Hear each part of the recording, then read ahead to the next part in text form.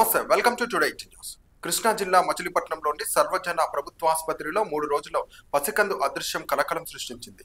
శనివారం రాత్రి గుర్తు తెలియని మహిళ నర్సు వేషంలో వచ్చి మగ శిశువును అపహరించుకుపోయింది. కాసేపటికి గమనించిన తల్లి పోలీసులకు ఫిర్యాదు చేయగా గంటల వ్యవధిలోనే అదృశ్యమైన శిశువును పట్టుకుని తల్లి చెంతకు చేర్చారు.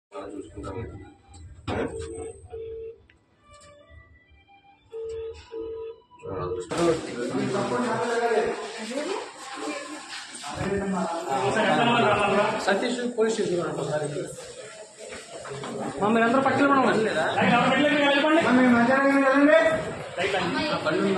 లైట్ లైన్ చేయము.